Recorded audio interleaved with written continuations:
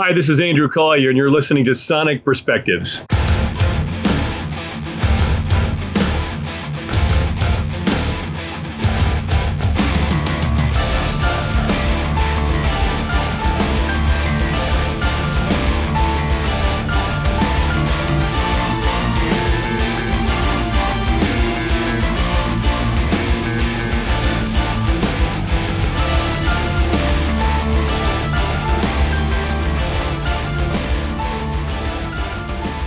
Hey folks, this is Ron Matthews. Thank you for checking out this episode of Sonic Perspectives, where today we welcome the insanely cool, the original dude, keyboardist, singer, songwriter, and all-around awesome guy, Andrew Colyer. Hey Andrew, what's going on, everybody? How you doing, Ron? Hey everybody in Sonic Perspectives land. What's up, dude? I hope everybody's doing well, and thank you so much for tuning into this episode today. So, Andrew, we got a lot going on, dude. There's a lot happening out there. First of all, I just want to familiarize people with you. You perform with your band CIRCULINE, acclaimed band CIRCULINE. You perform in Cell 15.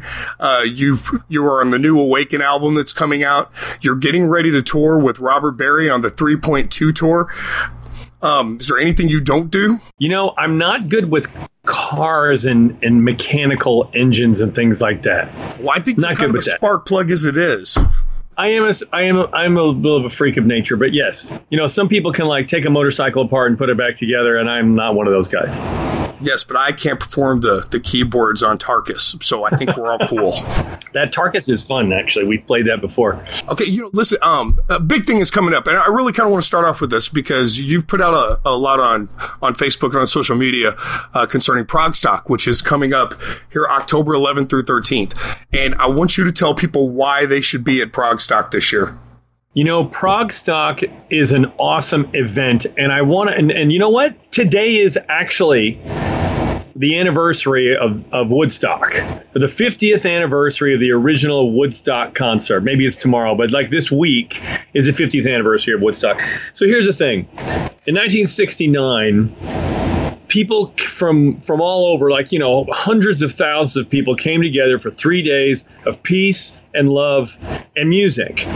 And if you're a fan of rock music, and specifically progressive rock music, but if you like rock music in general, you really want to attend Progstock in New Jersey. It's 3 days of awesome music, and besides the music being awesome, the people are fantastic, and it's a great venue at the Union County Performing Arts Center. It's a lot of fun. The food's great. They've got special beers on tap, you know, craft beer if you're a beer person. But the people, it's really about as much about the people and the experiences as anything, because all the people are super nice. They're all into the same kind of music. You just can't have a better time anywhere else. And what's, you know, for me, the first Progstock was in 2017, and I got to perform there with my band CIRCULINE, and that will be out next year on a live CD, DVD, Blu-ray. That's going to be our next product. And then last year, I was actually helping on the team with Tom Brislin. I was part of Tom Brislin's audiovisual team, helping him with tech things and video things and audio things. And he's now the new keyboard player for Kansas, keyboardist and vocalist. And then I get to go back this year, you know, with 3.2 featuring Robert Berry, and we are one of the headliners on Friday. I mean, one of the weekend headliners, and we're on Friday night. So the Saturday night headliner is Brand X, an amazing jazz rock fusion band, and Sunday night's kind of a doubleheader with the newly reformed band Nectar and Saga. So, oh my God, dude, Saga hasn't performed in the United States for almost 20 years. 20 years. So, I know. Well, I mean, Saga alone, people should come. I mean, that's not even all the rest of the bands. And there's late night things, Friday night and Saturday night. There's after hour stuff going on. It's just a 3-day party. And the coolest thing is it's in October. It's always in the fall. And it's Columbus Day weekend. So for some people, you know, it's Monday the 14th, it's Columbus Day, and there are a lot of people who get off work. It's not a regular nationally observed holiday, but for many people, it's a holiday. And then you could travel home on Monday.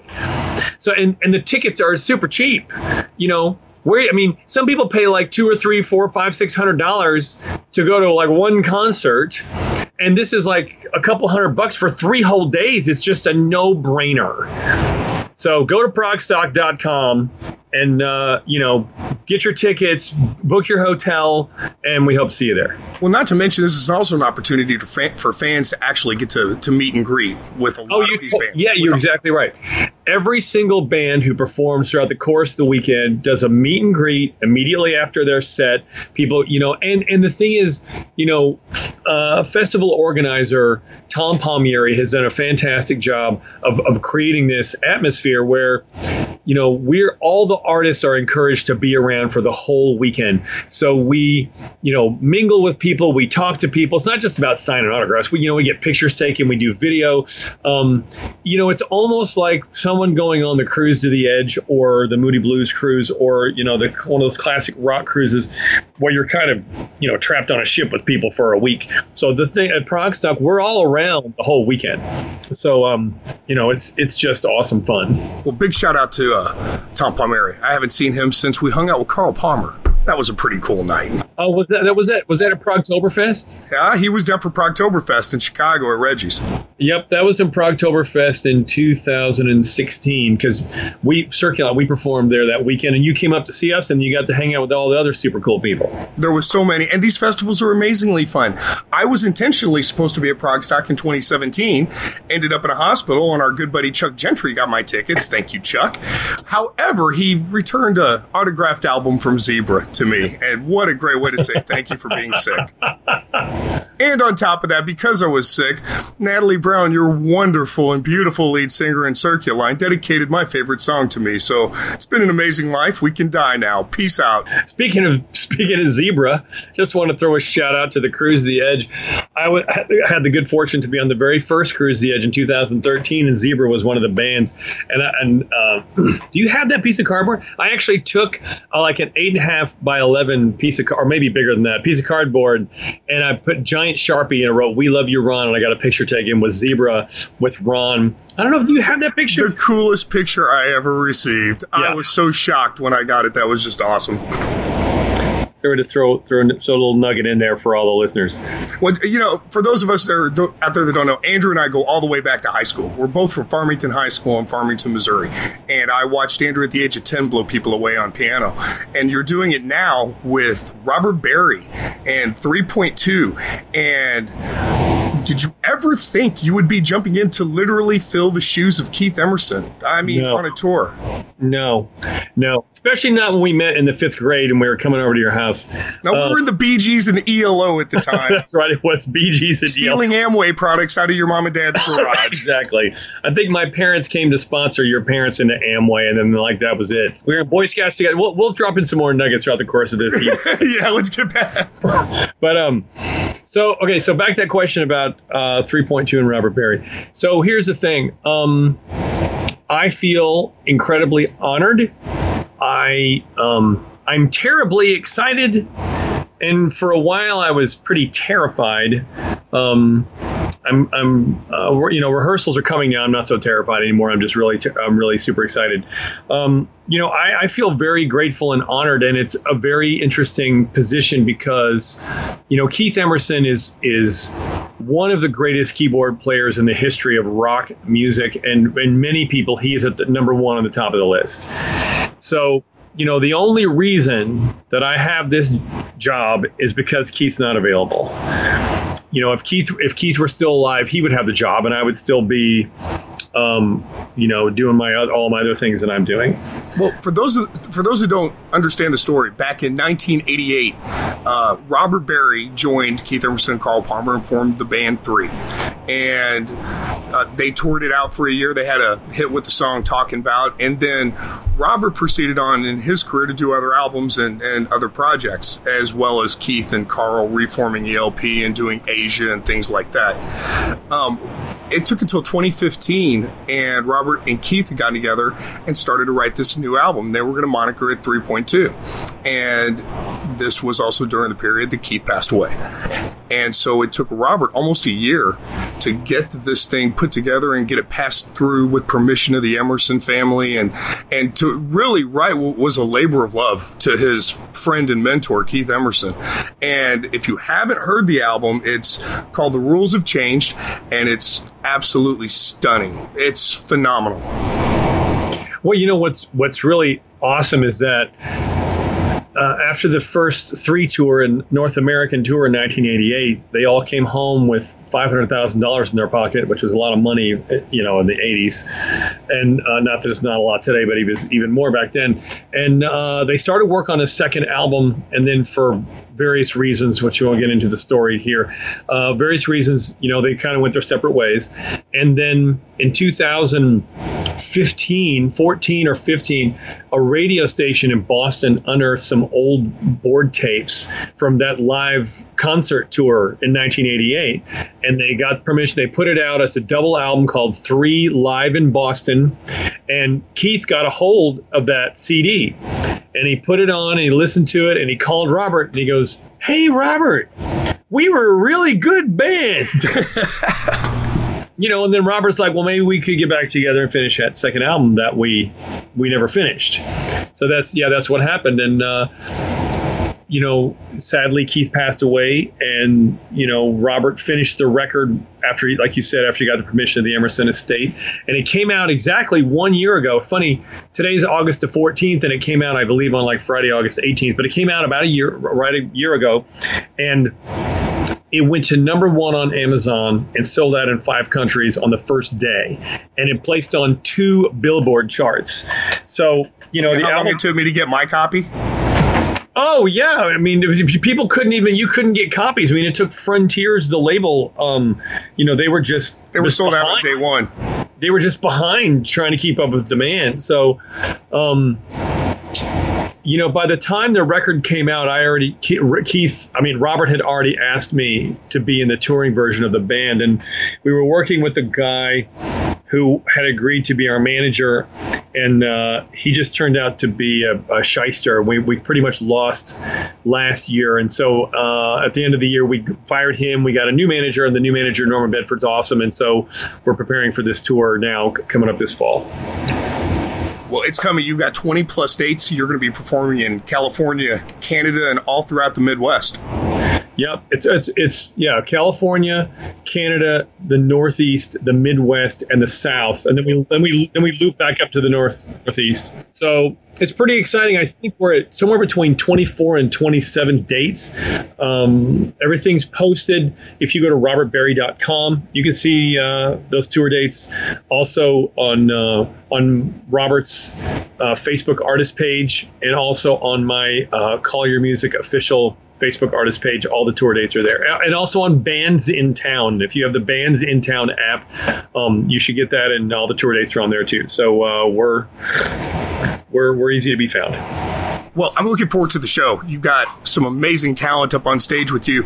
I had the opportunity yesterday to talk to Jimmy Keegan, and what an amazing individual. Just to be able to get to tour with some of these people. Not only that, but Paul Keller. Paul Keller, who was on the original 3 tour. Yeah, Paul is Paul's one of those sleepers.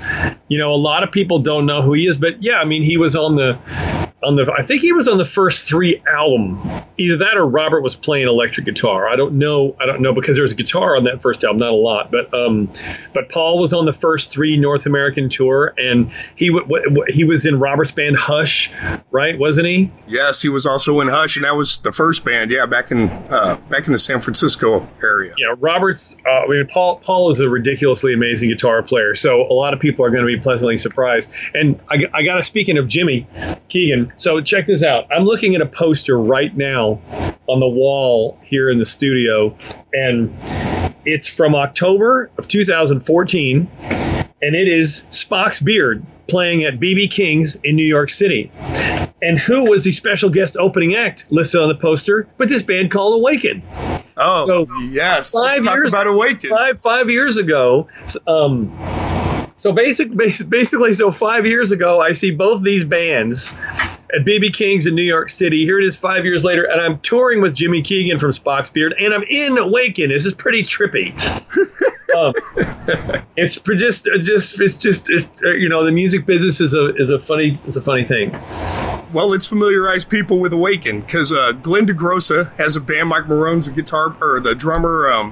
You have now Alec Darson, but you also had Eric Gillette did the actual recordings. Correct. Plays with the NEAL MORSE Band.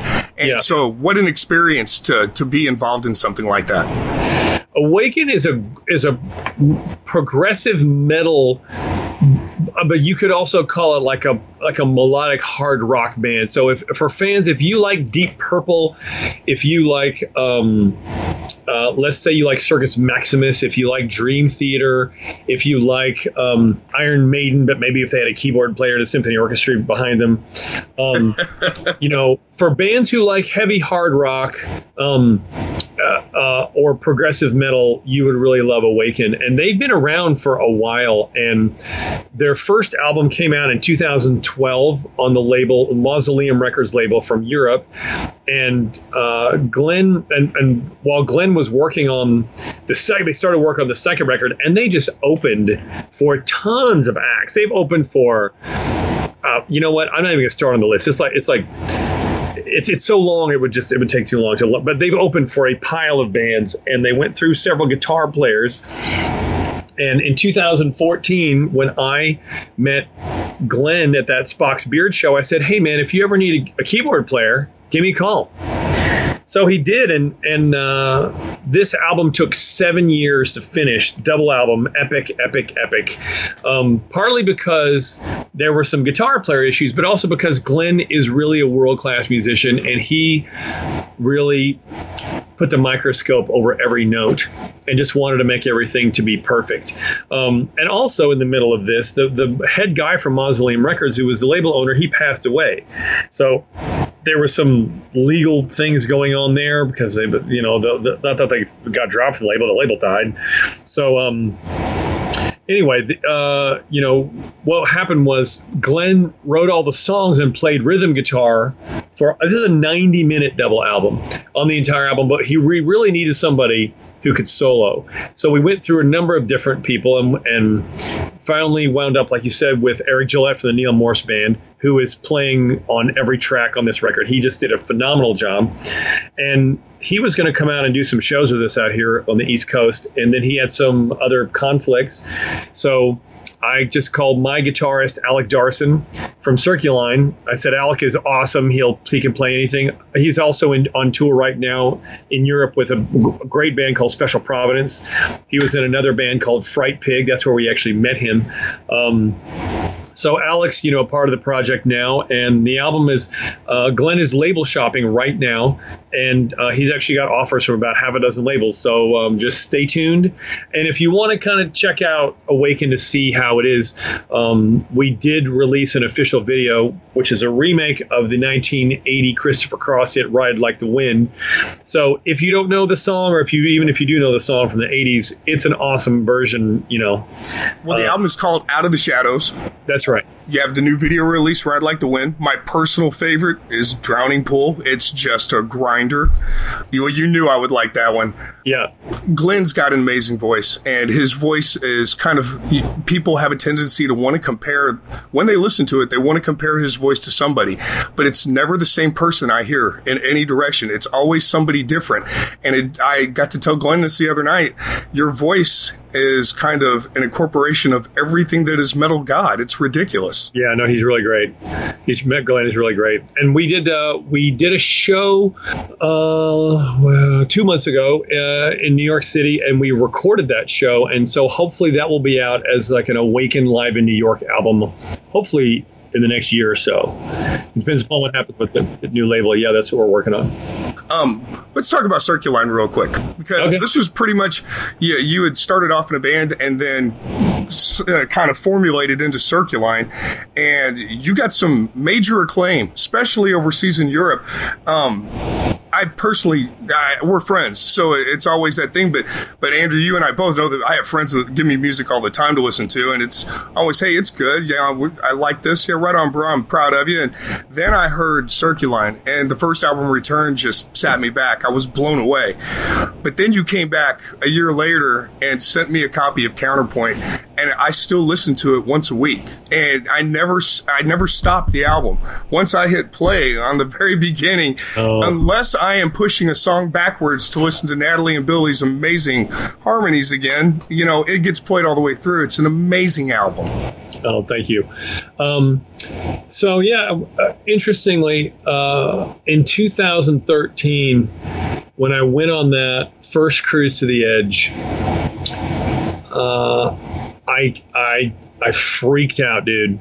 I totally freaked out, and I just said. And by the way, and let me just, you know, it was that first cruise to the Edge.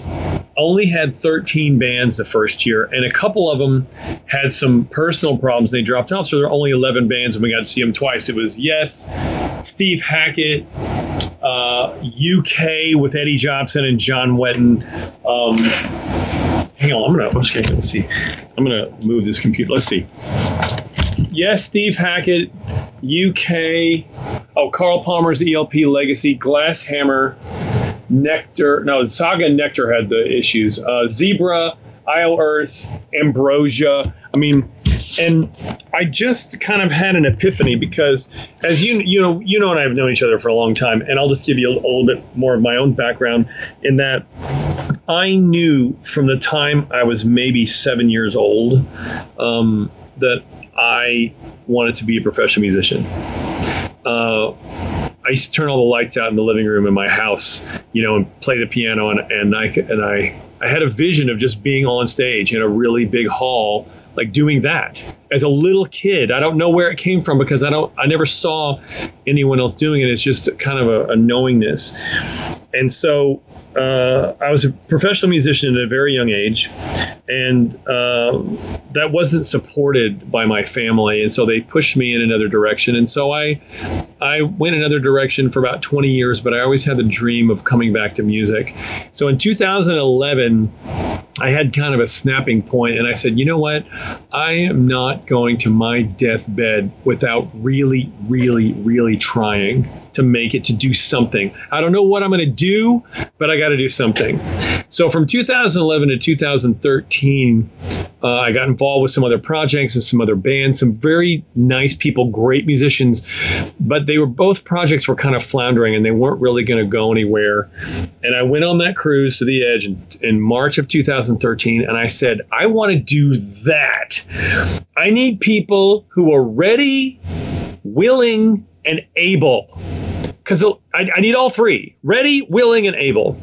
And I came home from that cruise, and the next week I joined a progressive rock tribute band named Downing Gray. And I was the 7th keyboard player in Downing Gray. They had been around for about 5 years, and they would do 3-hour shows of progressive rock covers every night. So, and they were doing Yes, Genesis, Jethro Tull, UK, Rush, Pink Floyd, Led Zeppelin. There's 7. I'm missing some. Oh, King Crimson. I mean, that's the kind of stuff they were doing. And so I joined that band, and I was kind of like the missing link for them. And they were, you know, the missing piece for what I wanted. So we really took off, and I joined the band at the end of March, and we were playing gigs by the summer, fall, and by the end of the year, Natalie and Billy had joined the band. And then the next year, beginning of 2014, we all had a realization that we wanted to do more. And we knew we could play, because if you could play all that super hard stuff, you already know everybody can play. And we realized that we were never going to be able to make any money, because we didn't own any of the copyrights to the music. We didn't own any copyrights to any of the logos, right? So we can't record, we can't make records, we can't sell T-shirts, we can't make any money. So we were like, you know what? We just wanted to write. We'd already been covering those other people's music for so long. So we said, you know what? Let's just be an original band, and that morphed into CIRCULINE. So that's kind of how that started. And then So that was beginning of February of 2014, and we're like, we got to get a record done. So that first album came out in 2015. We were touring by the end of 2014, 15, and then by summer of 2015, we got the call from George Roldan from the touring and that first record that we knew we were going to go to Rozfest for the spring of 2016, and we were like, holy crap, we got to get another album done. So then we had to crank out another album. So Counterpoint came out in the spring of 2016, like the week before we went to Rozfest. We've just been going ever since. Counterpoint's a fantastic album. Thank you. You guys have been going out here. We'll throw our gems in. You said that you knew you wanted to be a musician at the age of 7. I knew the night I met you because I'd taken piano lessons for 2 years on that piano and couldn't play anything on it. You came in and just jammed on the piano. And I'm surprised we're still friends after that. It's funny. Actually, what's really funny, that was a nice old upright piano, right? And what was weird is that I had just gotten this Bee Gees Saturday Night Fever like piano book. You played Night Fever on that piano, Andrew. So playing Night Fever, I mean, it never really sounds like, you can't really imitate a band, a funky groovy disco band with just a piano. But I was trying, it's hard to get, but you were 10. But then I had the cool opportunity when you were talking about when you discovered you really wanted to get back into this. I was there with you when you were talking about that, and I've watched you progress into this amazing musician, dude. I mean, you're just phenomenal now. You're world renowned. Well, I appreciate that. We've just, I just, one of the things I did in 2011 also is I started, this is going to be like a Tony Robbins approach, but I just started putting up these positive motivational quotes on my walls, and I started going to concerts to see if there was a scene, and I started just scouring the internet because I thought, okay, there is a scene. People are making a living. People are making money. Who's successful? Who's making a living? What are they doing? What do I have to do? Because I thought, I'm in my 40s at this point, right? And I'm thinking, what am I, 45? I don't know. I'm just throwing a number out there, 44, 45. Like, who in the hell are in their right mind is going to start a music career? It's one thing if you're going to go into investment banking, you might make $1 million. But seriously, it's going to be like a professional musician. But I didn't care. I was just driven. And I said, you know what? Nobody's going to help me. If it's going to happen, this is one of those old Amway cliches from the 70s, but if it's going to be, it's up to me. So I'm like, okay, what do I got to do? I got to practice. I got to sing. I got to start writing. I got to get in a band. I got to do stuff. I got to, I got to do marketing. I got a website. I started doing Facebook, Twitter. Instagram wasn't around then. I didn't know if Twitter was around, but Facebook was. And I just started putting one foot in front of the other. And this is where I'm tying it back to you and Robert Barry, is that at the end of 2011, in December of in the fall of 2011, you called me and you were like, dude, you got to go see this. I'm coming out for this December People concert in Connecticut. And I was like, who? And you said, like, December People. I'm like, I never heard of them. He was like, dude, you got to go to Robert Barry's. And then this band, you're rattling off all the names of the band. I'm like, I don't know what you're talking about. But my buddy Ron from St. Louis is coming to Connecticut. I'll drive 3 hours over there and we'll go to the show. So we go to the December People show. They're totally awesome. And for those of you who don't know who December People is, December People, think of it as classic, your favorite Christmas songs in the style of classic rock bands. That's kind of the tagline I came up with. I don't even know but your favorite Christmas style, your favorite Christmas songs in the style of classic rock bands. But so mind you, it's played by Robert Barry. It's played by Gary Peel from Boston. Yeah, I think at the time you saw him, Mike Vanderhoel was on drums. Vanderhoel was on drums. From Y&T. Yeah. Dave Med, our good buddy. We all love Dave Med from the Tubes, keyboard player, and Jack Foster, who's just internationally renowned and has done so much awesome stuff. And of course, Robert played in bands such as Ambrosia. He played with GTR. He played with 3. He's really got his name out there with some amazing. Played bass for Sammy Hagar. The guy's got his chops. Yeah. So it's an all-star band, and the music is like, okay, well, if Tears for Fears did Silent Night, what would it sound like? Exactly. If it's phenomenal. If ZZ Top did, what's the ZZ Top when they do? Is that All I Want for Christmas Is My 2 Front Teeth? Yeah. If Yes or ELP did certain songs, if Sting did a Christmas song, and they all sound just like the hits of Journey, or Rush or whoever did some of these Christmas songs. What would it sound like? And they really sound exactly like the original record. It's pretty amazing. So we go to the Several People concert over at the casino, one of the two casinos over there in Connecticut. And at the bar, I start talking to Dave Med, the keyboard player, and we start geeking out on gear. And I go back to his room, and we're like up until like 3 or 4 o'clock in the morning, geeking out on like computer synthesizers, the Muse Receptor. And that started my relationship with him. And then they came back to New York. They came out to New York in January of 2012. And I went down and teched for them, loaned Dave some keyboards, went to NAMM together. That got me the backup gig for Dave Med with the Tubes. Now, I'm officially the Dave Med's backup on the Tubes for like 7 years. Now, of course, I've never played a gig with them because Dave's pretty religious about it. Because Dave's never misses a gig.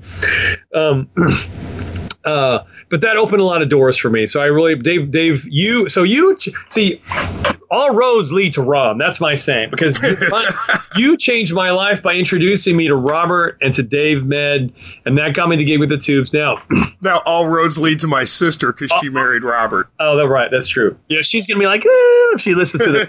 Right. So now we're to 2012, and by the end of that year, the Who was on tour. And December People was back on tour. So Ron came out. We went to go see the Who in Newark, which was awesome. That was like Quadrophenia tour. And then like 2 days later, we're at a December People show in New Jersey, and the lighting crew doesn't show up for the show. So Ron and I get put up on the catwalk. We got headphones on, and we're running lights and spotlights. That was awesome. And the funny thing is that we knew all the songs, and we knew the music, and we knew what was going to happen next. So we were like spot on with the cues. And who was their sound?